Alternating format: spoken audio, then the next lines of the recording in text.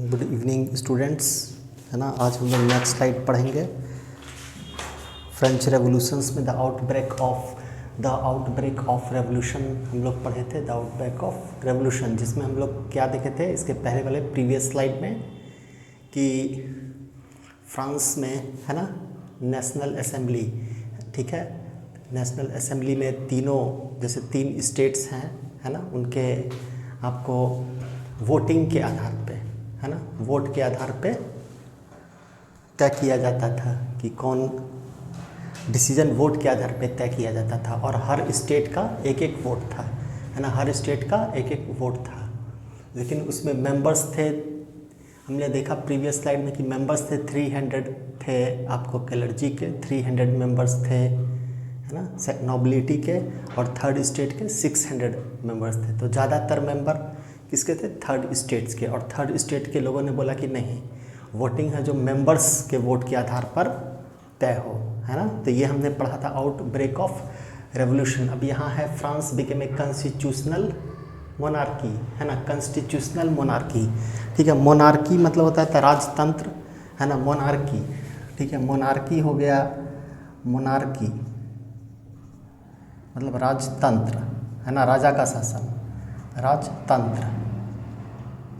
और यहाँ एक वर्ड आगे लग गया कॉन्स्टिट्यूशनल मोनार्की, कॉन्स्टिट्यूशनल मोनार्की मतलब संवैधानिक राजतंत्र, कॉन्स्टिट्यूशनल मोनार्की, संवैधानिक राजतंत्र मतलब संविधान से, है ना, कॉन्स्टिट्यूशन से, है ना, राजा को शक्ति दी गई। कॉन्स्टिट्यूशन से राजा को शक्ति 1791 में दी गई, ठीक है। The national assembly completed the draft of constitution in 1791। Its main objective was to limit the power of monarch, है ना, राजा की शक्ति को नियंत्रित करना, है ना, मेन था आपको राजा की शक्ति को। नेशनल असेंबली का मेन ऑब्जेक्टिव था राजा की शक्ति को नियंत्रित करना, है ना। Main objective was to limit the power of monarch, ठीक है। कॉन्स्टिट्यूशनल मोनार्क मतलब राजा है जो एक कॉन्स्टिट्यूशन की मदद से क्या करेगा। कॉन्स्टिट्यूशन क्या होता है? हमारे देश का कॉन्स्टिट्यूशन क्या है? कॉन्स्टिट्यूशन होता है रूल रेगुलेशन, है ना, जिसके अनुसार देश चलता है। किसकी क्या शक्ति है ना, कोर्ट की क्या शक्ति है, कानून कैसे बनेगा, है ना, कानून को लागू कैसे किया जाएगा, तो ये सब। इसके बाद है कि एक ही हाथ में सारी शक्ति, लेजिस्लेटिव एक्सिक्यूटिव और जुडिशियरी, है ना, एक ही हाथ में सारी शक्ति, लेजिस्लेटिव, जुडिशियरी और एग्जीक्यूटिव, एक ही हाथ में सारी शक्ति नहीं दी गई, इसे अलग अलग कर दिया गया, है ना, सेपरेशन ऑफ पावर, है ना। लेजिस्लेटिव, एग्जीक्यूटिव और जुडिशियरी शक्ति एक ही आदमी के पास नहीं देके इसे सेपरेशन ऑफ पावर अलग अलग कर दिया गया। लेजिस्लेटिव, है ना, लेजिस्लेटिव क्या होता है? लेजिस्लेटिव कानून जहाँ बनता है ना, कानून पे डिस्कशन होता है और कानून जहाँ बनाया जाता है, जैसे हमारा पार्लियामेंट, है ना, लोकसभा, राज्यसभा, ये हो गया लेजिस्लेटिव। स्टेट में हो गया विधानसभा, विधान परिषद, क्या हो गया? लेजिस्लेटिव, है ना, उस जहाँ पे हमारा कानून डिस्कशन होता है और कानून बनता है ना, लास्ट में। इसके बाद में आपको एग्जीक्यूटिव जो होता है, जहाँ कानून बन गया उसे लागू करेगा, है ना, कानून को लागू करने का काम किस पे रहता है? एग्जीक्यूटिव। जैसे हमारे गवर्नमेंट के जो मशीनरी हैं, गवर्नमेंट के स्टाफ हैं, गवर्नमेंट सर्वल है, सिविल सर्वेंट्स है ना, जैसे हमारे यहाँ डीएम है, एसपी है, सिविल सर्वेंट्स हैं, जो ऑफिसर्स हैं गवर्नमेंट के, ये सब हो गया एग्जीक्यूटिव, कानून को लागू करते हैं, है ना, गवर्नमेंट सर्वेंट्स। और जुडिशियरी हो गया हमारा सुप्रीम कोर्ट, हाई कोर्ट, जैसे इंडिया में हाई कोर्ट, सुप्रीम कोर्ट, और जो लोअर कोर्ट हो गए, है ना, डिस्ट्रिक्ट कोर्ट, ये सब हो गया जुडिशियरी। सब डिविजनल कोर्ट, है ना, ये सब जुडिशियरी, ठीक है।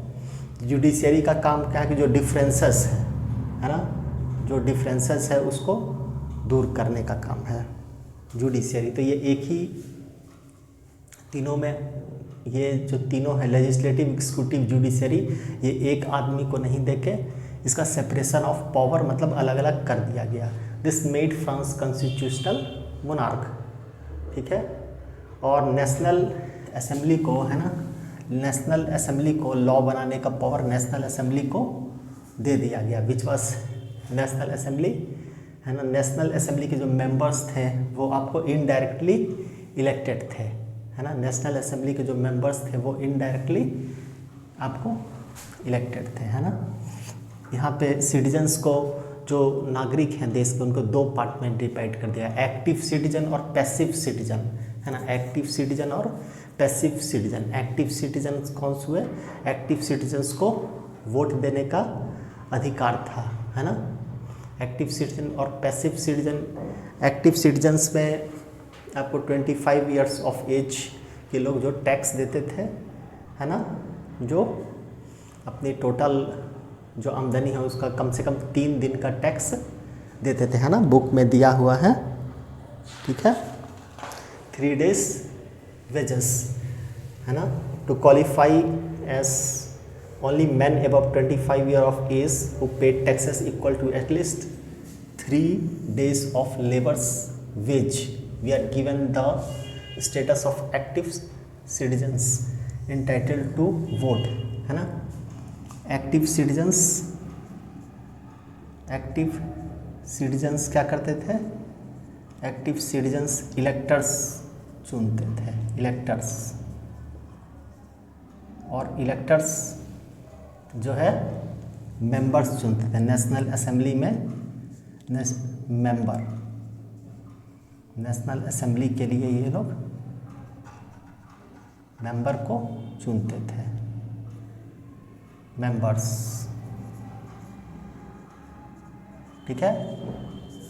और इलेक्टर्स और मेंबर्स, है ना। इलेक्टर्स के लिए क्या था? इलेक्टर्स के लिए था क्या? तो लोग टैक्स थे, है ना। To qualify as an elector, है ना, to elector then as member of assembly a man had to belong to highest bracket of tax payer, ठीक है। तो नेशनल असेंबली के लिए मेंबर्स का चुनाव होता था। जो एक्टिव सिटीजन्स थे फ्रांस में, कैसे चुनाव होता था? इनडायरेक्टली, है ना, इनडायरेक्टली चुनाव होता था। तो जो सिटीजन्स हैं, है ना, उनको 2 भागों में बांटा गया था, एक्टिव सिटीजन और पैसिव सिटीजन्स, है ना। एक्टिव सिटीजन्स हो गए जो मेल हो गए 25 ईयर 25 साल उम्र के, और जो अपने 3 दिन की आमदनी, है ना, जो है टैक्स के रूप में कम से कम देते थे, वो हो गए एक्टिव सिटीजन्स। और पैसिव सिटीजन्स में हो गए वुमेन्स, चिल्ड्रंस और आर्टिसंस, है ना, जिन्हें वोट देने का अधिकार नहीं था, ठीक है। इन्हें वोट देने का अधिकार नहीं था, लेकिन इनकी समस्याओं को भी लेटर्स के माध्यम से या अपनी समस्याओं को, है ना, इनकी समस्याओं को भी रखा जाता था। तो एक्टिव सिटीजन्स इलेक्टर्स चुनते थे, और इलेक्टर्स हैं जो नेशनल असेंबली के मेंबर्स चुनते थे, है ना। एक्टिव सिटीजन्स इलेक्टर्स चुनते थे और इलेक्टर्स नेशनल असेंबली में मेंबर्स चुनते थे। पैसिव सिटीजन में आ गया women's, children and youth below 25 year no voting right. Women, children and youth below 25 no voting right, इन्हें वोट देने का अधिकार नहीं था, ठीक है। Passive citizens. तो ये था, है ना, कॉन्स्टिट्यूशनल मोनार्की। राजा है जो संविधान की मदद से काम करेगा। इसके बाद है आपको the constitution began with declaration of right of man, है ना। जैसे हम लोग को, जैसे हमारे इंडिया के कॉन्स्टिट्यूशन में नागरिकों को अधिकार दिया गया है ना, तो उसी तरह से उस समय वहाँ कॉन्स्टिट्यूशन में फ्रांस में भी नागरिकों को क्या दिया गया? अधिकार, ठीक है। जो हमारे मौलिक अधिकार होते हैं, है ना, संविधान में हम लोग के जो मौलिक फंडामेंटल राइट्स जो होते हैं, मौलिक अधिकार, है ना, एक इंडिविजुअल नागरिक, एक नागरिक को, है ना, इंडिया में जैसे right to life, the constitution began with declaration of right of man and citizens. Right of man and citizens, right मतलब अधिकार, है ना। राइट मतलब अधिकार, क्या क्या अधिकार है? राइट टू लाइफ, है ना, right to life, freedom of speech, है ना, राइट टू लाइफ, ठीक है। मतलब जीने की स्वतंत्रता, फ्रीडम ऑफ स्पीच बोलने की स्वतंत्रता, फ्रीडम ऑफ ओपिनियन अपना मत रखने की स्वतंत्रता, इक्वलिटी बिफोर लॉ कानून के आगे समानता, है ना, कानून के आगे समानता, were establish as natural and inalienable rights, है ना, right of man and citizen such as right to life, freedom of speech, है ना, राइट टू लाइफ, जीवन का अधिकार, फ्रीडम ऑफ स्पीच बोलने की स्वतंत्रता, फ्रीडम ऑफ ओपिनियन, है ना, मत देने की स्वतंत्रता, है ना, अपना विचार व्यक्त करने की स्वतंत्रता, इक्वलिटी बिफोर लॉ कानून के आगे सभी बराबर, है ना, इक्वलिटी बिफोर लॉ कोई भी नागरिक हो कानून के आगे सभी क्या होंगे, बराबर होंगे, were establish as natural and inalienable right, natural inalienable right मतलब जिन्हें अलग नहीं किया जा सकता, जो जन्म से ही थे, है ना, किसी नागरिक के साथ जन्म से ही जुड़ गए और उन्हें अलग नहीं किया जा सकता, जिसी को बोलेंगे inalienable right, inalienable right, right that can not be separated, है ना, right that can not be separated, right by birth, है ना, right by birth, inalienable rights means right by birth जन्म से अधिकार, और right that can not be separated मतलब ऐसा राइट, ऐसे अधिकार जो अलग नहीं किए जा सकते थे, right by birth and can not be taken away. अब यहाँ पॉलिटिकल सिंबल्स के बारे में जो दिया हुआ है ना, पॉलिटिकल सिंबल्स, फिगर्स, क्योंकि उस समय फ्रांस, देखिए क्योंकि उस समय लिटरेसी ज़्यादा नहीं थी फ्रांस में, है ना, और लोग सिंबल्स लिखना पढ़ना बहुत कम जानते थे, ठीक है, उस समय लिटरेट लोग फ्रांस में लिटरेसी कम थी, है ना, लिखना पढ़ना कम लोग जानते थे, तो सिंबल्स के माध्यम से, चिन्ह के माध्यम से लोगों को समझाया जाता था। तो ये चिन्ह, है ना, ये इम्पोर्टेंट्स हैं, ये सब एक एक नंबर में, है ना, वन वर्ड में ये आता है। द विंग्ड वुमेन, है ना, द विंग्ड वुमेन, है ना, सिंबल ऑफ लॉ, है ना, वुमेन है जिसका पंख है, symbol of law. The law tablet, है ना, द लॉ टैबलेट, कानून की तख्ती, द लॉ टैबलेट, कानून की तख्ती मतलब कानून के आगे क्या है, सभी बराबर है ना। The law is same for all and all person are equal before law. The broken chain, टूटा हुआ चेन, है ना, यूज्ड फॉर फेटर स्लेव, है ना, फेटर एक चेन होता है जो दास को, स्लेव मतलब होता है दास, है ना, फेटर एक चेन होता है जो स्लेव को, दास को बांध दिया जाता है उसके पैर में, है ना। फेटर एक चेन होता है जो दास को उसके पैर में बांध दिया जाता है, जिससे वो उसके मूवमेंट को रिस्ट्रिक्ट किया जा सके, उसके मूवमेंट को रोका जा सके। तो ब्रोकन चेन, है ना, यूज्ड फॉर फेटर स्लेव्स, है ना। Fetter is a chain which restricts the movement of, है ना, slave. Used for fetter slave, fetter type of chain used to bind person's feet for the act of becoming free. The bundle of rods, बहुत सारे rod, है ना, the bundle of rod, ठीक है, ये एक पॉइंट है। the bundle of rod represent the strength lies in unity, है ना। बहुत सारे रॉड हैं, बहुत सारे रॉड रहेंगे तो जिनको तोड़ पाना, बहुत सारे रॉड रहेंगे तो जिनको तोड़ पाना मुश्किल है ना। सिंगल रॉड को तो आसानी से तोड़ा जा सकता है, तो बहुत सारे रॉड को तोड़ना मुश्किल है। तो ये है sign of, that is the sign of strength lies in unity, मतलब एकता में ही बल है। The eye within a triangle radiating light, the eye within a triangle radiating light stand for knowledge, है ना, stand for knowledge. The ray of sun will drive away the cloud of ignorance, ये knowledge को, ज्ञान को प्रदर्शित करता है। और जो है सूरज का प्रकाश, है ना, सूरज का प्रकाश ज्ञान के अंधकार को, सूरज का जो प्रकाश है ना, अज्ञान के अंधकार को दूर करने की जो है प्रयास करता है, ठीक है। अज्ञान के अंधकार को दूर करने का प्रयास करता है। The ray of sun will drive away the cloud of ignorance. Sceptre है ना, सेप्चर, सेप्चर एक रॉड होता है ना, rod, a decorated rod carried by king और queen which represent royal power, है ना। रॉयल पावर हो गया जो राजशाही, रॉयल हो गया आपको राजशाही, है ना, किसी राजशाही परिवार से रिलेटेड है, ठीक है। तो sceptre, a decorated rod carried by king और queen which represent royal power. Snake biting its tail from ring, है ना, snake biting its tail from ring, symbol of eternity, existence of limitless time.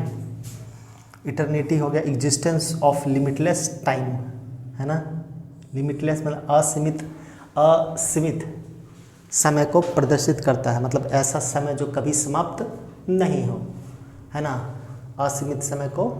इसके बाद red Phrygian cap, red Phrygian cap, है ना, ये सब याद करना पड़ेगा, एक एक नंबर में 1 वर्ड में ये सब क्वेश्चन आता है। Red Phrygian cap associated with theme of liberty in Europe and colonial cultures, theme of liberty, colonial culture Europe और में, और कॉलोनियल कल्चर में, कॉलोनियल कल्चर क्या हो गया, कॉलोनी हो गया उपनिवेश, है ना, कोई देश दूसरे देश को अपने अंडर में कर लेता है और उसके रिसोर्सेस को वहाँ शासन करने लगता है और उसको रिसोर्सेस को यूज़ करता है, तो वो हो गया कॉलोनी, है ना। कॉलोनी को हिंदी में बोलते हैं उपनिवेश।